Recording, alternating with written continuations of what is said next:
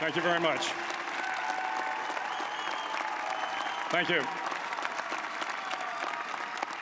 Well, thank you, President Powers, Provost Fenves, deans, members of the faculty, family and friends, and most importantly, the class of 2014. It is indeed an honor for me to be here tonight. It's been almost 37 years to the day that I graduated from UT. I remember a lot of things about that day. I remember I had a throbbing headache from a party the night before.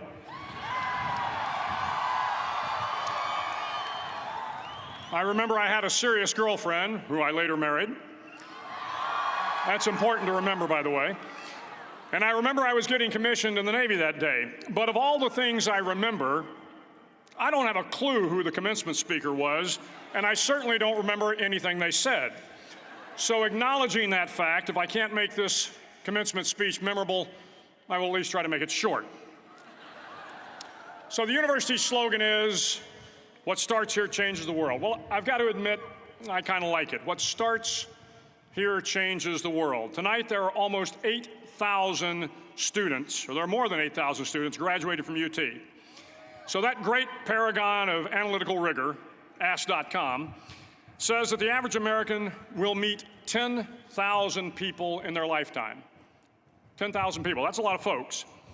But if every one of you changed the lives of just 10 people, and each one of those people changed the lives of another 10 people, and another 10, then in 5 generations, 125 years, the class of 2014 will have changed the lives of 800 million people. 800 million people. Think about it. Over twice the population of the United States. Go one more generation, and you can change the entire population of the world, 8 billion people. If you think it's hard to change the lives of 10 people, change their lives forever, you're wrong. I saw it happen every day in Iraq and Afghanistan. A young Army officer makes a decision to go left instead of right down a road in Baghdad, and the 10 soldiers with him are saved from a close-in ambush. In Kandahar province, Afghanistan, a non-commissioned officer from the female engagement team senses that something isn't right and directs the infantry platoon away from a 500-pound IED, saving the lives of a dozen soldiers. But if you think about it, not only were those soldiers saved by the decisions of one person, but their children were saved, and their children's children. Generations were saved by one decision, one person. But changing the world can happen anywhere, and anyone can do it. So what starts here can indeed change the world. But the question is, what will the world look like after you change it? Well, I'm confident that it will look much, much better. But if you'll humor this old sailor for just a moment, I have a few suggestions that may help you on your way to a better world. And while these lessons were learned during my time in the military, I can assure you that it matters not whether you ever served a day in uniform. It matters not your gender, your ethnic or religious background, your orientation, or your social status. Our struggles in this world are similar, and the lessons to overcome those struggles and to move forward, changing ourselves and changing the world around us, will apply equally to all. I've been a Navy SEAL for 36 years, but it all began when I left UT for basic SEAL training in Coronado, California.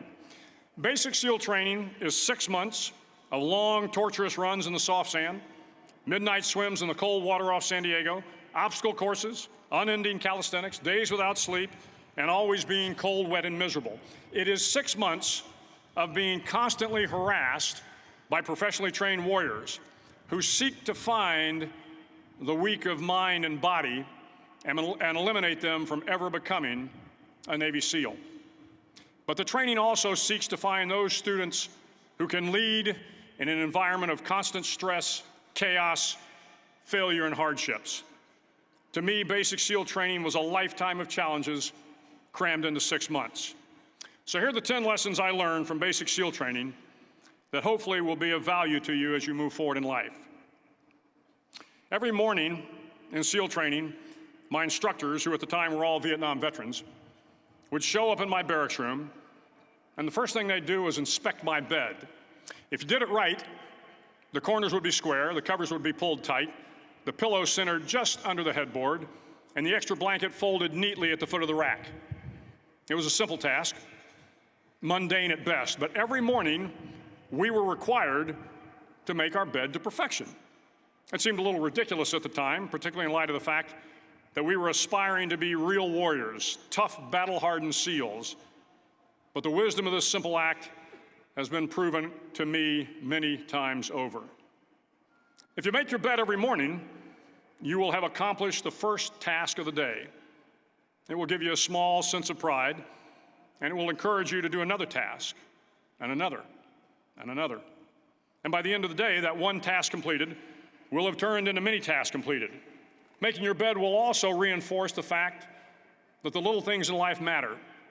If you can't do the little things right, you'll never be able to do the big things right. And if by chance you have a miserable day, you will come home to a bed that is made, that you made. And a made bed gives you encouragement that tomorrow will be better. So if you want to change the world, start off by making your bed. During SEAL training, the students are all broken down into boat crews. Each crew is 7 students, 3 on each side of a small rubber boat, and 1 coxswain to help guide the dinghy. Every day, your boat crew forms up on the beach and is instructed to get through the surf zone and paddle several miles down the coast. In the winter, the surf off San Diego can get to be 8 to 10 feet high, and it is exceedingly difficult to paddle through the plunging surf unless everyone digs in. Every paddle must be synchronized to the stroke count of the coxswain. Everyone must exert equal effort, or the boat will turn against the wave and be unceremoniously dumped back on the beach. For the boat to make it to its destination, everyone must paddle. You can't change the world alone. You will need some help. And to truly get from your starting point to your destination takes friends, colleagues, the goodwill of strangers, and a strong coxswain to guide you. If you want to change the world, find someone to help you paddle. Over a few weeks of difficult training, my SEAL class, which started with 150 men, was down to just 42. There were now 6 boat crews of 7 men each. I was in the boat with the tall guys, but the best boat crew we had was made up of the little guys, the Munchkin crew, we called them. No one was over 5'5". The Munchkin boat crew had 1 American Indian, 1 African American, 1 Polish American, 1 Greek American, 1 Italian American, and 2 tough kids from the Midwest. They out-paddled, outran, and outswam all the other boat crews. The big men in the other boat crews would always make good-natured fun of the tiny little flippers the Munchkins put on their tiny little feet prior to every swim. But somehow these little guys from every corner of the nation and the world always had the last laugh, swimming faster than everyone and reaching the shore long before the rest of us. SEAL training was a great equalizer. Nothing mattered but your will to succeed, not your color, not your ethnic background, not your education, not your social status. If you want to change the world, measure a person by the size of their heart, not by the size of their flippers. Several times a week, the instructors would line up the class and do a uniform inspection. It was exceptionally thorough. Your hat had to be perfectly starched, your uniform immaculately pressed, your belt buckle shiny and void of any smudges. But it seemed that no matter how much effort you put into starching your hat or pressing your uniform or polishing your belt buckle, it just wasn't good enough. The instructors would find something wrong. For failing the uniform inspection, the student had to run, fully clothed, into the surf zone, then wet from head to toe, roll around on the beach until every part of your body was covered with sand. The effect was known as a sugar cookie. You stayed in the uniform the rest of the day, cold, wet, and sandy. There were many a student who just couldn't accept the fact that all their efforts were in vain, that no matter how hard they tried to get the uniform right, it went unappreciated. Those students didn't make it through training. Those students didn't understand the purpose of the drill. You were never going to succeed. You were never going to have a perfect uniform. The instructors weren't going to allow it. Sometimes, no matter how well you prepare or how well you perform, you still end up as a sugar cookie. It's just the way life is sometimes. If you want to change the world, get over being a sugar cookie and keep moving forward. Every day during training, you were challenged with multiple physical events: long runs, long swims, obstacle courses, hours of calisthenics, something designed to test your mettle. Every event had standards, times you had to meet. If you failed to meet those times, those standards, your name was posted on a list, and at the end of the day, those on the list were invited to a circus. A circus was 2 hours of additional calisthenics, designed to wear you down, to break your spirit, to force you to quit. No one wanted a circus. A circus meant that for that day, you didn't measure up. A circus meant more fatigue, and more fatigue meant that the following day would be more difficult, and more circuses were likely.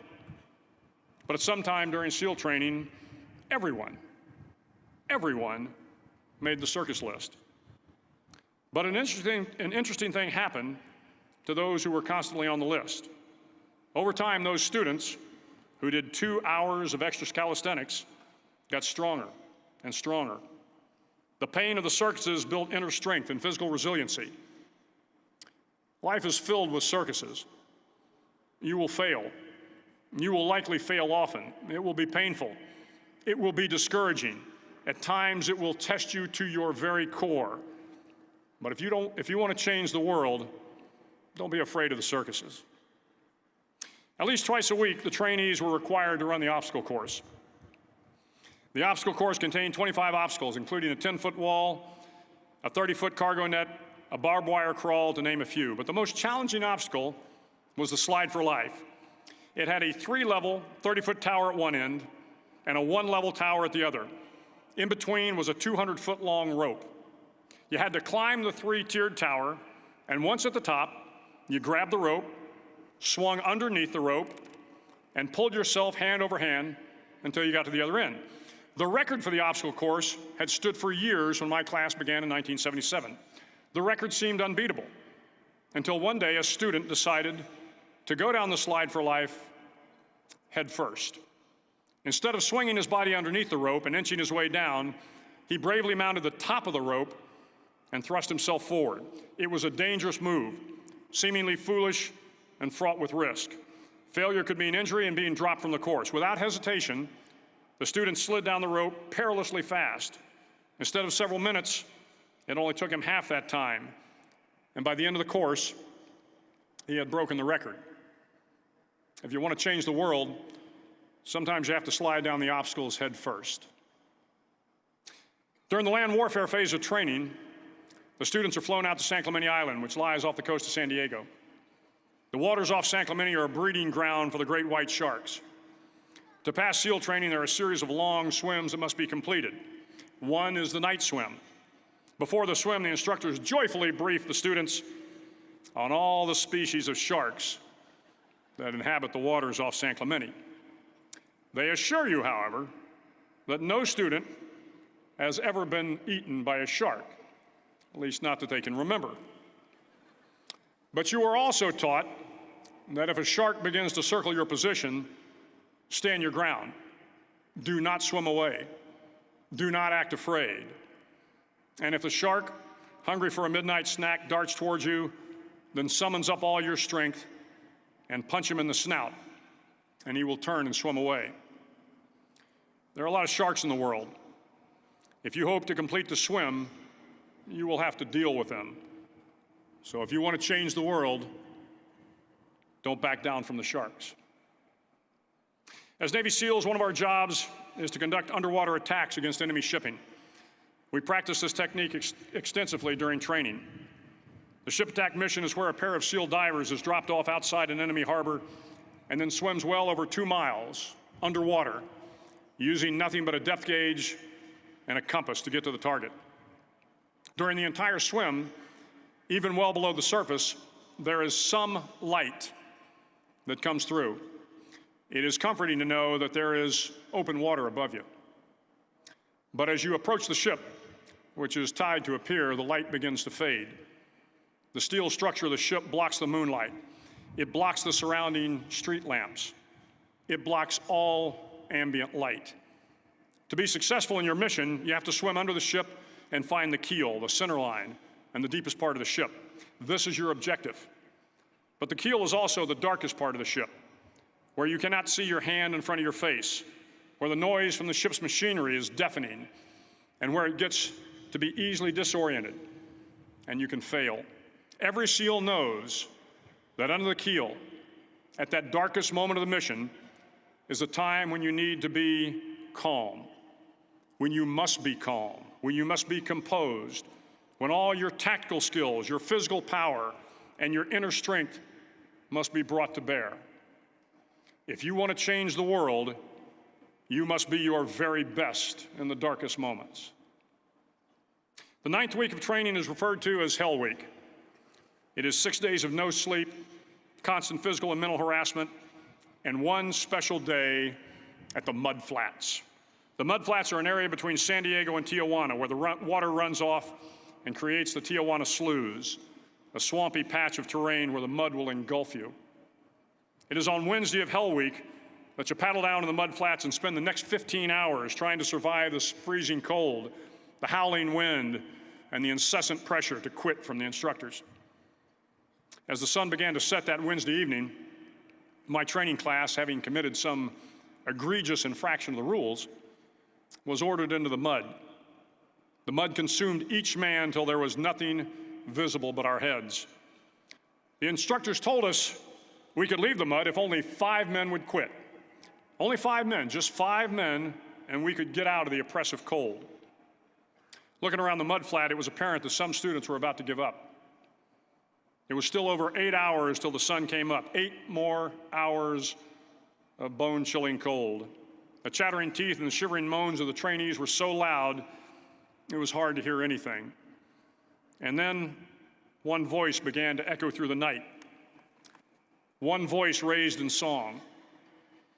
The song was terribly out of tune, but sung with great enthusiasm. One voice became 2, and 2 became 3, and before long, everyone in the class was singing. The instructors threatened us with more time in the mud if we kept up the singing, but the singing persisted. And somehow the mud seemed a little warmer, and the wind a little tamer, and the dawn not so far away. If I have learned anything in my time traveling the world, it is the power of hope. The power of one person, a Washington, a Lincoln, King, Mandela, and even a young girl from Pakistan, Malala. One person can change the world by giving people hope. So if you want to change the world, start singing when you're up to your neck in mud. Finally, in SEAL training, there's a bell. A brass bell that hangs in the center of the compound for all the students to see. All you have to do to quit is ring the bell. Ring the bell, and you no longer have to wake up at 5 o'clock. Ring the bell, and you no longer have to be in the freezing cold swims. Ring the bell, and you no longer have to do the runs, the obstacle course, the PT, and you no longer have to endure the hardships of training. All you have to do is ring the bell to get out. If you want to change the world, don't ever, ever ring the bell. To the class of 2014, you are moments away from graduating, moments away from beginning your journey through life, moments away from starting to change the world for the better.